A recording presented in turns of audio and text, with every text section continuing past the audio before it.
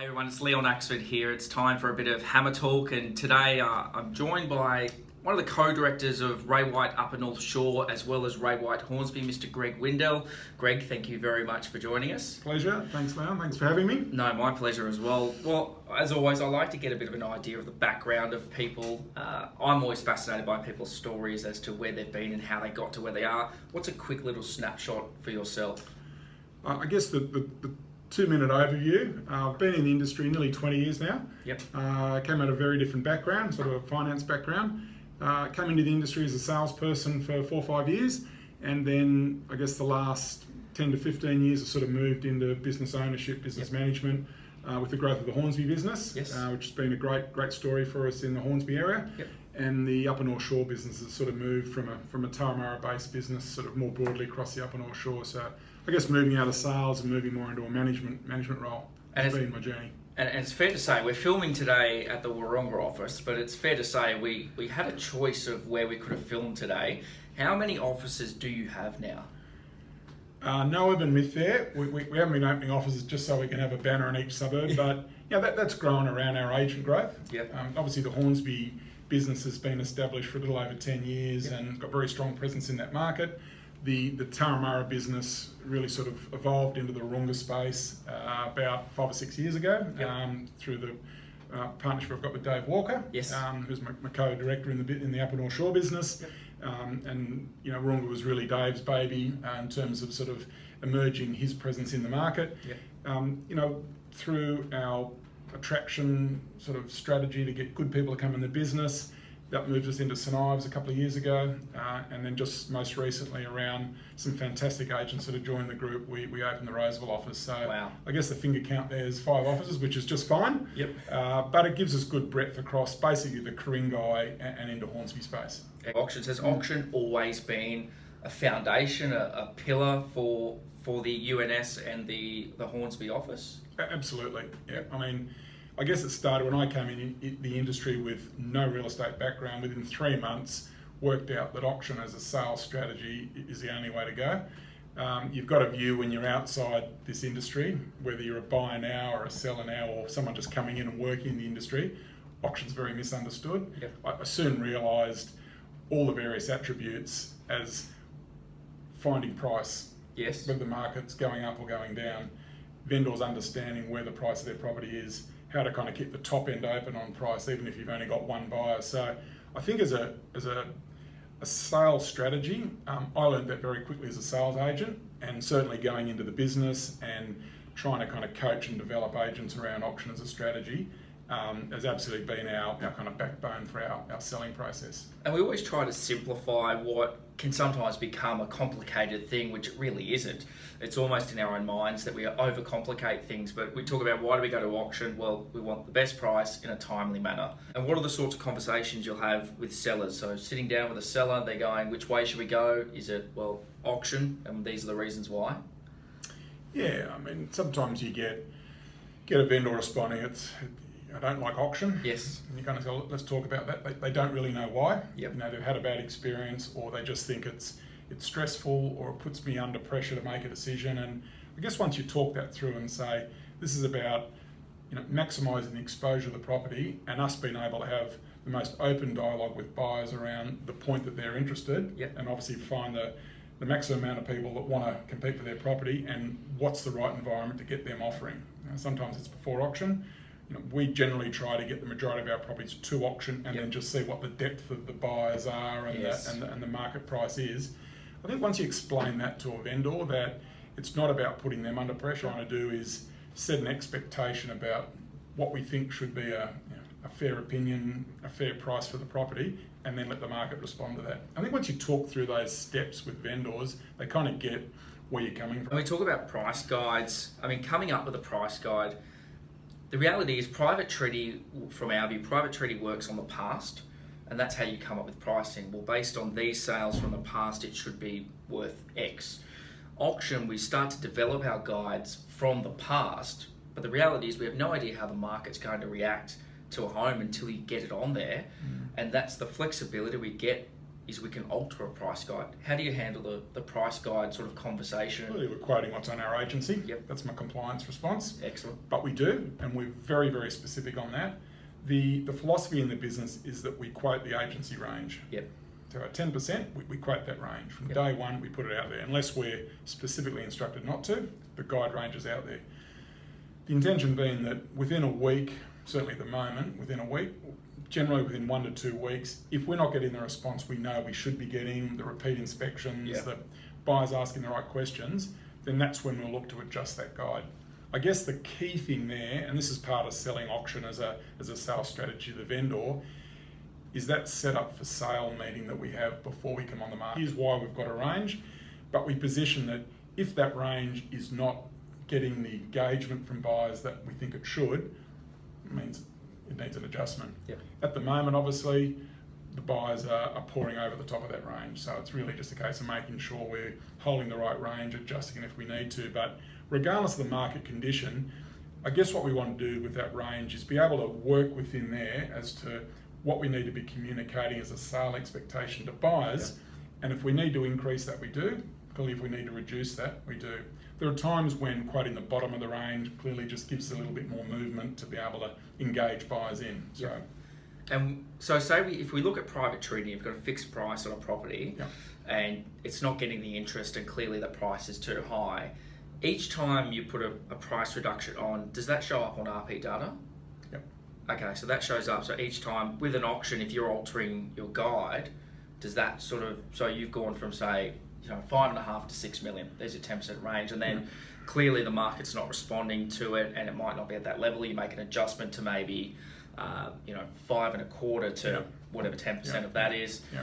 Does that then show up on RP data, a change in guide? I guess it wouldn't. I mean, I guess the key thing is we want to communicate a guide and be authorised to communicate that guide based on where we need to be getting buyers, as I said before, to engage in. So, yeah, I mean, that may not, if we're not putting it in print anywhere, but that's what we're responding on emails or verbal, then it's probably not going to show up. And if it's not showing up, so then we look at, so we go back to that private treaty one. If they've seen sort of price reduction,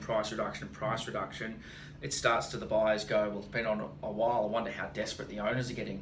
Whereas in that campaign of auction, if you're not seeing and you've got flexibility where you can make a change, a buyer looks at it after 3 weeks, go, why hasn't it sold? Oh, it goes to auction next week. Yeah. It's almost giving you protection in a fast-moving market where a lot of things can sell within a week or 2 weeks. Yeah. It's giving us that ability that if we're getting to 3 or 4 weeks and it hasn't sold, buyers aren't going, oh, what's wrong with it? They go, okay, it goes to auction next week. I think my view asked me about why auction. I mean, private treaty works as well, right? No question about that. Lot of markets, private treaty is a core sales strategy.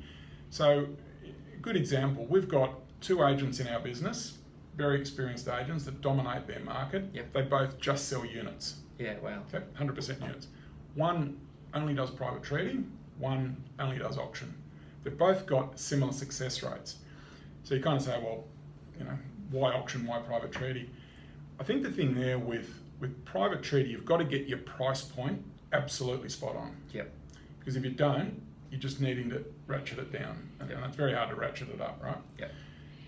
And if you get it right, then suddenly you get a flurry of offers all around that after a couple of days, and then you're trying to sort of make sure no one misses out to the point where they're unhappy.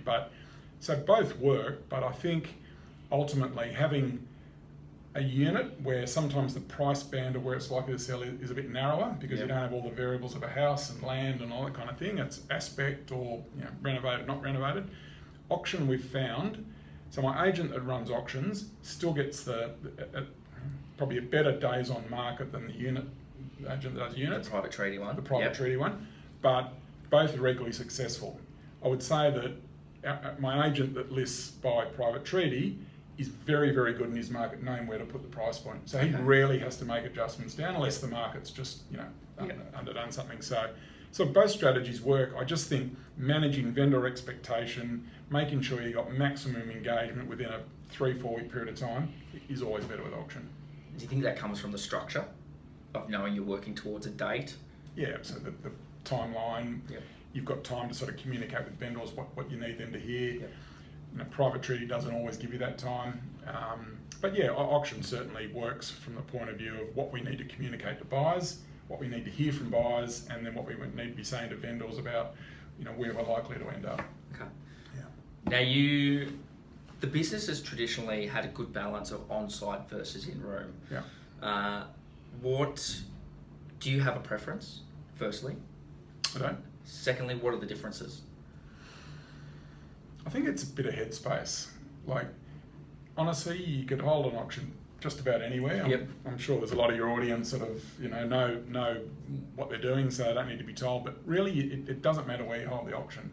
There is probably an element of emotional attachment, whether it's a vendor or a buyer standing in front of a property or Yep. what have you. But really, in my experience, I've run really good auctions on site. I've run really good auctions in all kinds of venues, out of area, in area, golf clubs, halls, whatever it might be. If you get your price point right, if the property's marketed well, you're just bringing people together in a room, Yep. and let's bid it out. So, so in terms of getting the best price for a vendor, absolutely no way. I mean, you'll have instances where on a main road, Yep. next to a car park, issues where on site's just going to be a bit clunky, right?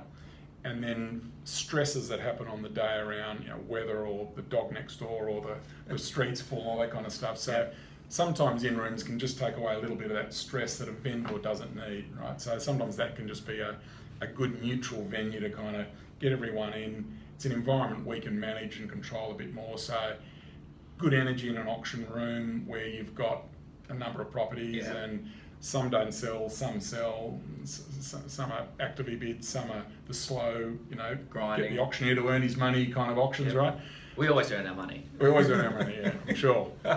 I guess the thing is, makes no difference. There's benefits around on-site in terms of agent profiling, and some properties just, let's do it in the yard and showcase the house. That'll rub off. So I think there's a couple of benefits to an in-room. One you talked about, which is sort of control of the environment. So whether I think any property that, like you said, main road, or where there is challenges with parking, where you can get away with it through the open for inspections because you're not having everybody there. It's sort of filtered out over 4 weeks, whereas on auction day, all the main protagonists and players are all there.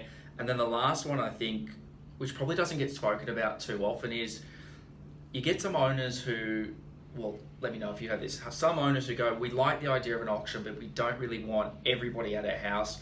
And if it doesn't sell, the neighbours are there, and then we've got to talk to the neighbours after we've just been through something that, not that we're planning not to sell, but that didn't sell, that what you give them that private environment where don't have everybody at your house. We're in a neutral venue, and you can almost just slip in and slip out and get on with your business. Yeah, I think it's just how you position it and knowing your vendor and what they're going to react to, or what's going to stress them, or what's going to put them sort of in a frame of mind that, well, the campaign might not work. It's like if there's a typo on the brochure, and then they don't get their price, or it's because the brochure was wrong. So just working through those things, all the non-tangibles. It's the emotion, or I think if it's in a room, there's no attachment to the house, so they won't bid more. So that's part of the agent's skill, just to communicate, the quality of the auctioneer, the material and the marketing, the location of the auction. Really, it's just us saying, look, we know what we do.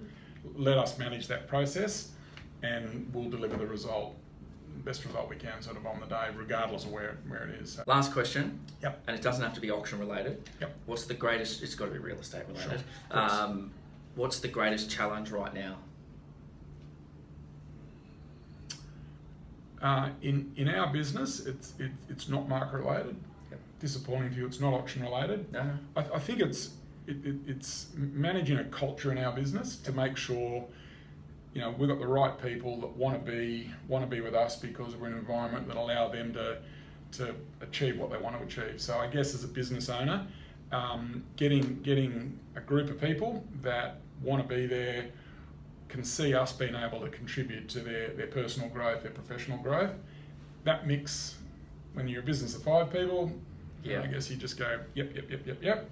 We're 60 odd people in the business, so we're not the biggest group, but we've got a lot of moving parts. So I guess just getting some cohesion, getting some communication that flows not expecting everyone to get on with everyone every day of the week, but Yep. I think the greatest challenge is to get some harmony, get a culture that you're not looking over your shoulder at the person that's sitting next to you. We've got enough competition to worry about. I think we get that right, we can deliver a very, very good service of real estate in our industry. So that's probably what keeps me up at night more than anything else. I think one of the... Not having young kids like some Yeah. people say that wake me up in the middle of the night, right? That's right. They do their best. Greg, thank you very much for joining us. A lot Thanks, of Leon. quality information there, so I really appreciate you taking the time, and no doubt we'll see each other soon. Yeah, no, great to chat. So good luck, mate. Pleasure.